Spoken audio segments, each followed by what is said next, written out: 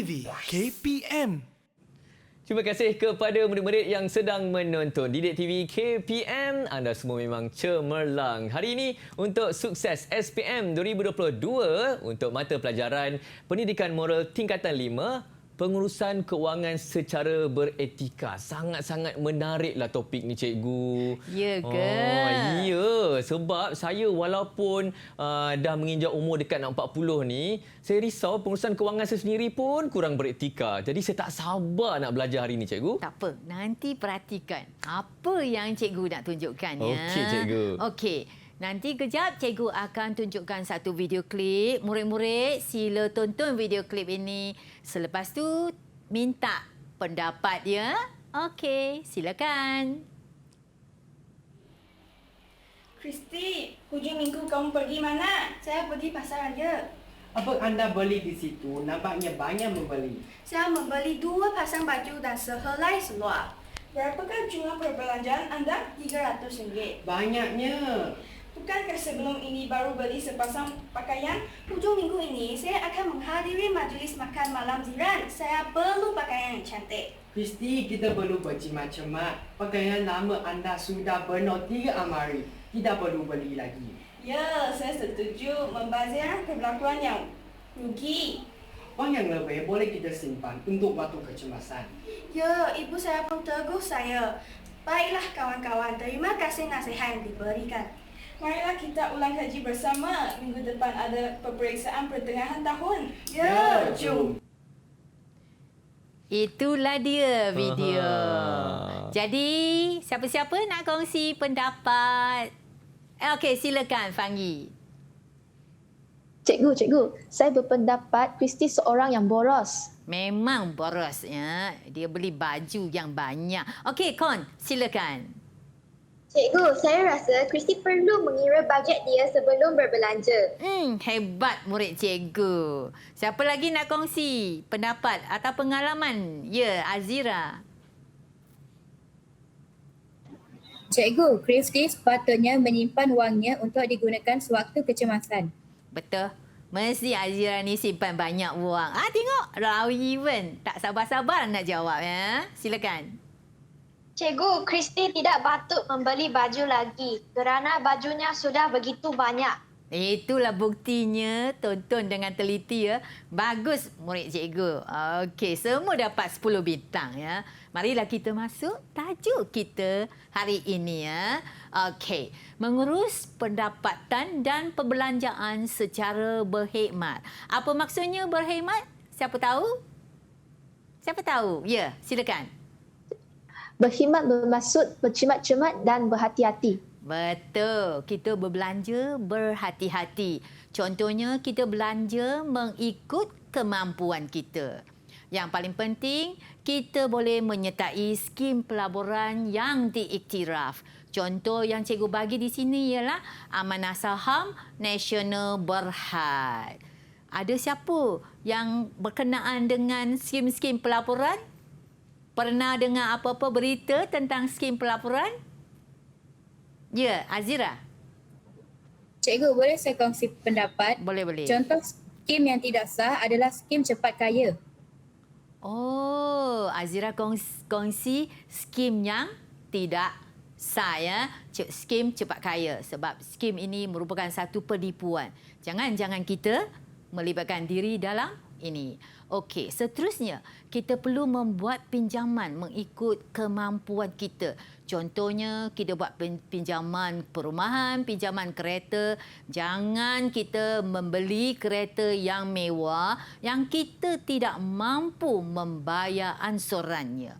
Okey, jika kita mengurus kewangan kita secara beretika, kita akan memiliki aset tetap. Contohnya rumah, tanah. Din, sudah ada rumah?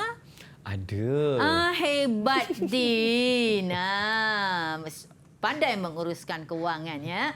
Okey, selain itu, kita perlu memperuntukkan wang untuk membayar cukai. Contohnya, setiap tahun kita membayar cukai pendapatan, cukai tanah dan cukai tafsiran.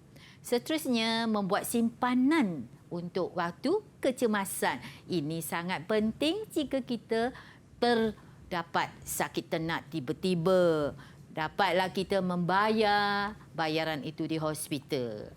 Dan salah satu cara lagi, jika kita menguruskan kewangan kita secara beretika, kita perlu melindungi pendapatan kita dan simpanan kita dengan insurans. Contohnya, insurans kereta boleh dilindung daripada bencana alam. Contohnya, banjir.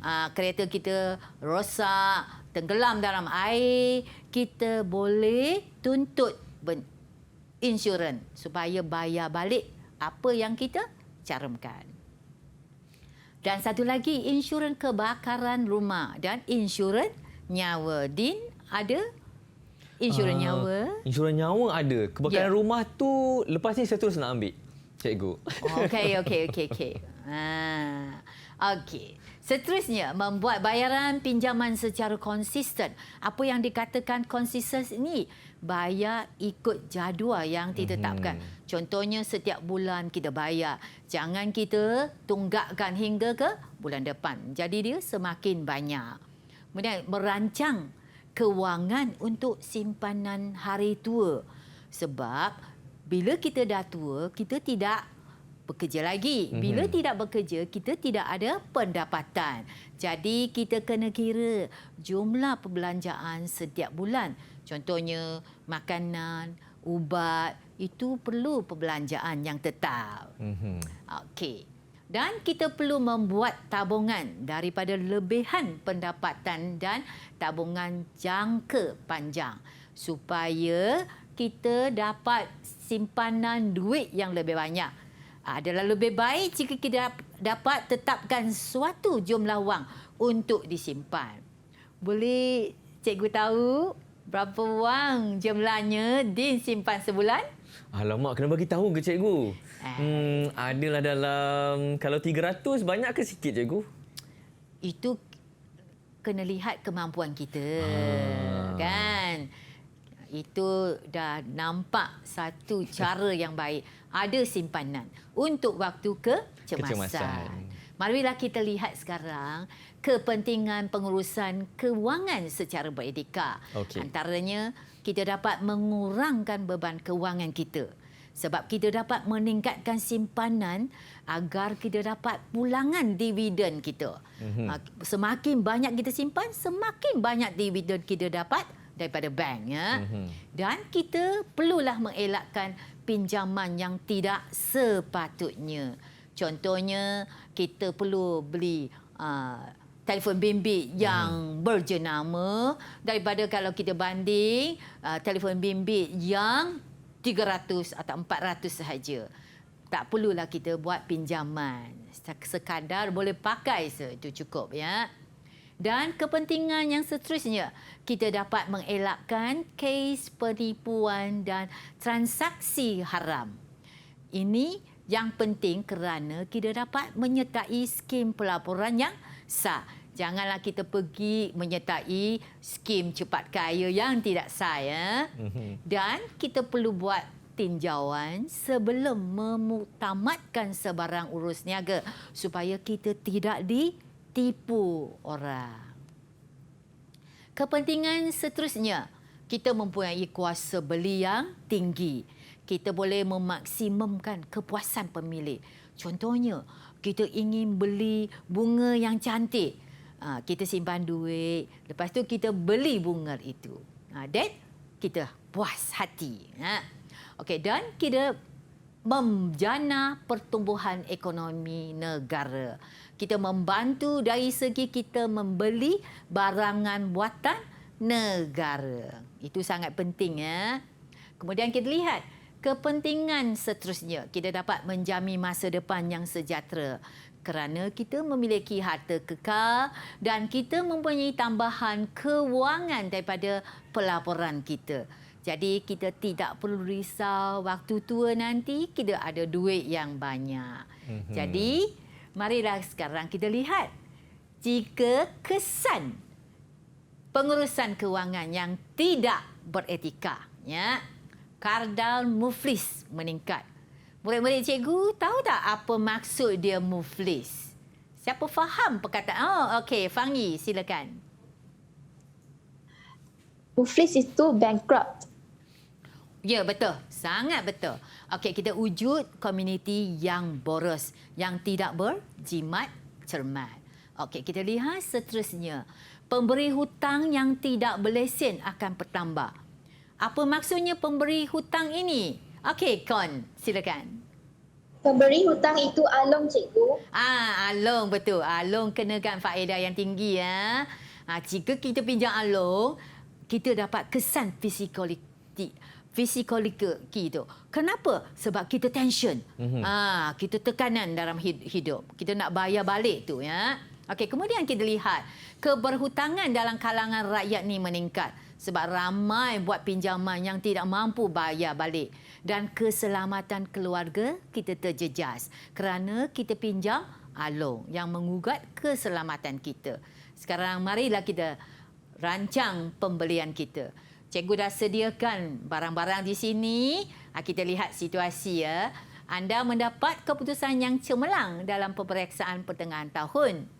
Sebagai motivasi kepada anda, kakak anda memberikan wang RM50 kepada anda. Rancanglah pembelian anda mengikut barang-barang yang cikgu sediakan di sini. Siapa nak buat perancangan dia dahulu? Ya? Okey, Fangi. Fangi selalu orang yang pertama ya. Cikgu, saya akan beli flash sebagai hadiah hari jadi untuk ibu. Bagus. Ini satu idea yang sangat bagus kerana walaupun flash ini nampaknya kecil tetapi kita boleh buat nama sendiri di sini ya. Bagus. Seorang murid, anak yang baik, bertanggungjawab, hadiah kepada ibu. Okey, Kon silakan. Minta maaf, cikgu tak nampak. Cikgu, saya akan membeli patung untuk menghadiahkannya kepada adik semasa Hari Kanak-Kanak. Dan bakinya saya akan simpan untuk kecemasan nanti. Hebat. Ada simpanan. Beli patung yang comel untuk adik. Cikgu puji kakak ni. Siapa lagi nak kongsi? Ya, Azira. Cikgu, saya akan membeli bunga. Bunga tersebut akan saya berikan kepada ibu saya sempena ulang tahun perkahwinannya. Baki wang tersebut akan saya akan tabung. Ya, tapi Azira hanya tinggal RM5 untuk disimpannya. Tapi niat tu sangat baik. Ulang tahun ibu bapa perkahwinan pun Azira ingat. Bagus. Tahniah. Siapa lagi? Lau nak kongsi ya. Okey. Cikgu, saya nak beli telefon stand kerana saya belum ada lagi. Ia boleh digunakan pada waktu didik TV dan bakinya saya akan simpan. Okey, bagus. Nampaknya anak murid-murid cikgu ni berjaya menguruskan kewangan ini dengan berjaya. Dan setiap orang tahu simpanannya. Tahniah kepada semua. Wah, hebat murid-murid kita semua bijak berbelanja dan masing-masing pun ingat untuk menyimpan ataupun menabung duit untuk masa hadapan dan juga sewaktu berlaku kecemasan. Terima kasih dan terima kasih Cikgu Yap. Sekejap lagi kita sambung terus menonton Didik TV KPM. Didik TV KPM.